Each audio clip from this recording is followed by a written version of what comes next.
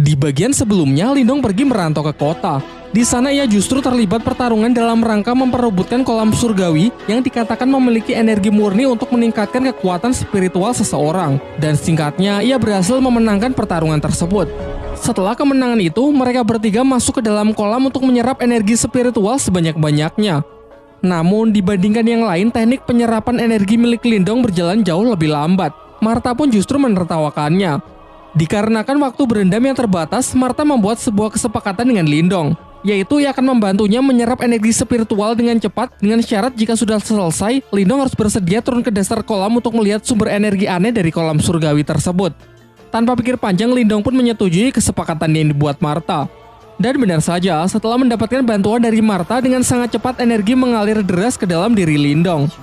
Bahkan efek dari proses itu sampai dirasakan di atas kolam yang muncul pusaran air raksasa. Seusai proses penyerapan, sesuai kesepakatan ia turun ke dasar kolam untuk memeriksa sumber dari energi kolam surgawi. Di bawah sana Lindong menemukan giok iblis piton yang dalam kondisi tersegel. Pada awalnya Lindong tak ingin mengusiknya dan berniat langsung pergi. Namun Martha berusaha membujuknya dengan mengatakan kalau ini tidak berbahaya karena iblis ini sedang terluka. Ia juga menjelaskan bahwa sumber energi spiritual yang Lindong serap sebagian tadi berasal dari mutiara yin dan yang berada di belakang jiwa iblis tersebut. Martha lalu menambahkan, jika Lindong berhasil mendapatkan mutiara tersebut, maka hanya dalam waktu singkat Lindong dapat mencapai tingkat Yuan Yin. Namun karena mutiara itu diselubungi jiwa iblis, Martha harus menghisapnya terlebih dahulu supaya Lindong bisa mengambilnya. Ia lalu menyuruh Lindong untuk mentransfer sebagian energinya agar Martha cukup kuat untuk bisa melakukannya. Ketika proses penyerapan berlangsung, tiba-tiba segel iblis itu hancur sehingga sang iblis piton kini berhasil bebas. Pertarungan pun tak terhindarkan.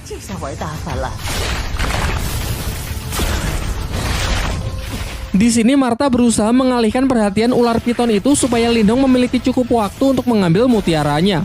Akan tetapi Lindong yang masih ragu sama sekali tak punya keberanian untuk mendekat. Sampai akhirnya Martha menggunakan rencana cadangan, yaitu kembali masuk ke dalam tangan Lindong. Pada awalnya Lindong mengira kalau Martha sudah menipunya. Namun selang beberapa waktu, luapan energi keluar dari tangannya yang ternyata adalah Martha dengan wujud aslinya, yaitu naga api raksasa. Dengan cepat ia membakar iblis piton itu dengan semburan api lalu segera menyerapnya.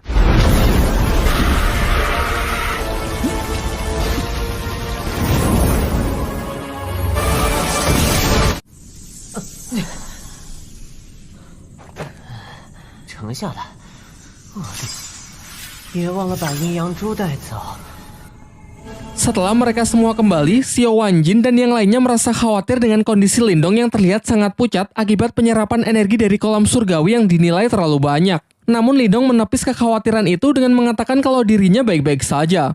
Ia menegaskan asalkan ia bisa segera naik tingkat dan bisa mengalahkan Wei Tong dari Sekte Serigala Darah, apapun rela ia lakukan.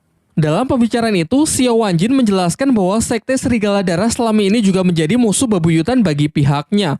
Terlebih lagi karena Lindong telah membantunya mendapatkan kolam surgawi, ia pun bersedia memberikan bantuan apapun. Di akhir pembicaraan, Swanshu memberikan buku langka dari pelelangan kemarin yang berisi teknik-teknik rahasia agar bisa Lindong pelajari demi mempersiapkan dirinya agar bisa menang melawan Wei Tong. Di malam harinya, Lindong mempelajari buku pemberian Swanshu untuk mengendalikan energi yang telah ia serap sebelumnya. Ia kemudian kembali masuk ke dalam dimensi rubahnya. Di sana ia melihat bayangan dirinya yang kini telah pulih. Bahkan bayangan tersebut juga telah membuka aliran energi spiritual tingkat 22 Vena. Lantas ia pun segera menirukan gerakan dari bayangan itu dan seketika ia juga berhasil membuka aliran energi spiritual tingkat 22 Vena. Sekaranglah saatnya ia mencoba mutiara yin yang ia dapat dari kolam surgawi. Pertama-tama dengan menggunakan energinya sendiri, ia mencoba memurnikan mutiara tersebut. Meskipun di percobaan pertama ia sempat gagal, sampai akhirnya dengan mengerahkan seluruh tenaganya, ia berhasil menetralkan mutiara itu yang kemudian langsung ia telan.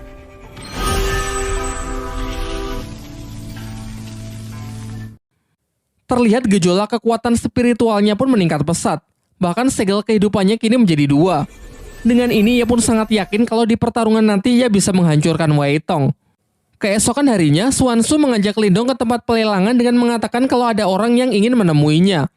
Ternyata di sana datang keluarga besar Lindong, yaitu Qing Tan, ayahnya dan kakeknya. Setelah Xuanzu pergi, sang kakek tiba-tiba menyerang Lindong dengan maksud menguji sudah sejauh mana kekuatan cucunya tersebut.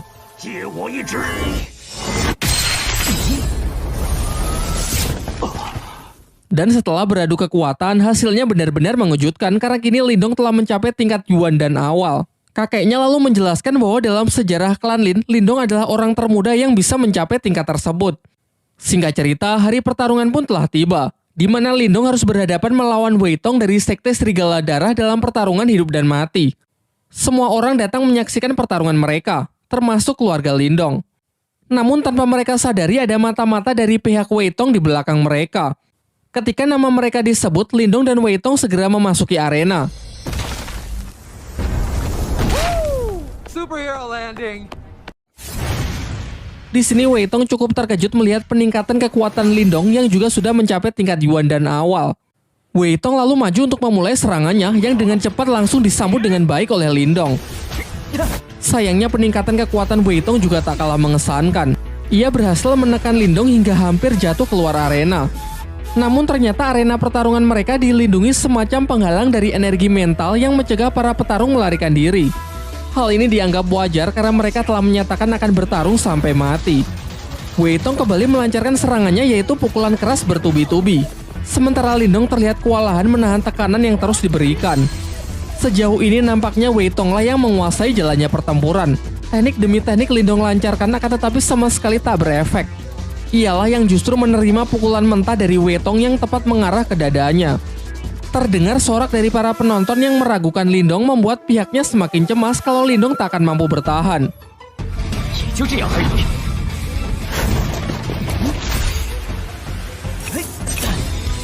Sekarang tak ada pilihan lain, Lindong pun segera menyiapkan jurus terkuatnya yaitu teknik Borkeong untuk mencoba mengakhiri pertarungan.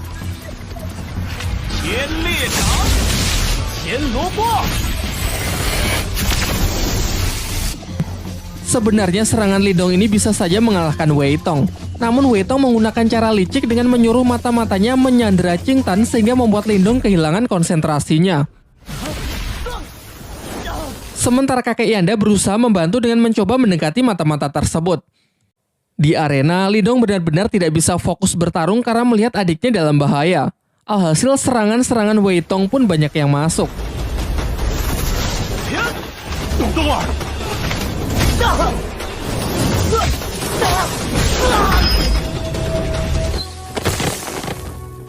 Di saat-saat genting ia teringat kalau teknik jarum dewa yang pernah dipakai Guyin mampu menghancurkan penghalang energi mental. Kemudian ia kembali mengeluarkan jurus Borkeong untuk berpura-pura menyerang Wei Tong, namun sebenarnya ia menyelinapkan jarum dewa untuk menembus penghalang spiritual arena demi menolong Qing Tan.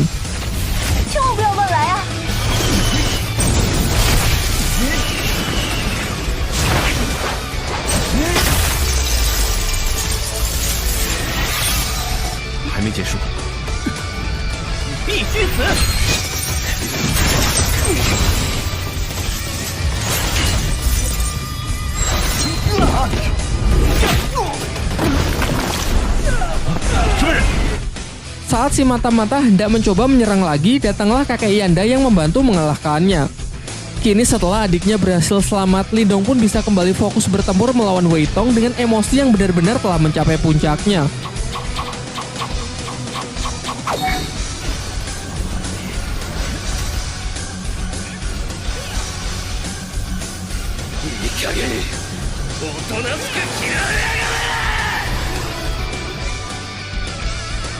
Setelah menerima gempuran serangan dari Lindong, Wei Tong pun benar-benar sudah kehabisan tenaga dan ia pun mengaku kalah. Namun Lindong malah mengatakan bahwa ini adalah pertarungan sampai mati, di mana pertarungan belum selesai jika tak ada salah satu pihak yang mati.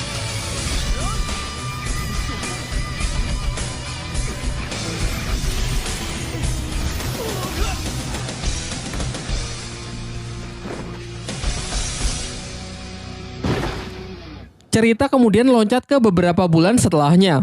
Karena kemenangan Lindong dari Sekte Serigala Darah, klan Lin kini menjadi sangat terkenal di seluruh penjuru kota. Selain itu, klan Lin juga telah bersekutu dengan rumah pelelangan milik Xia Wanjin. Sementara itu, Lindong berada di tempat kakek Yanda untuk minum teh bersama dengan saling menggunakan telekinesis untuk menuangkan teh ke dalam gelas. Setelah itu kakek Yanda menjelaskan kalau menurutnya kekuatan mental milik Lindong mungkin setara dengan miliknya, yakni kekuatan mental tingkat 4. Ia kemudian berpesan agar Lindong terus meningkatkannya karena di dunia ini masih ada tingkat yang jauh lebih tinggi lagi yang bahkan kakek Yanda tak punya kesempatan untuk mencapainya.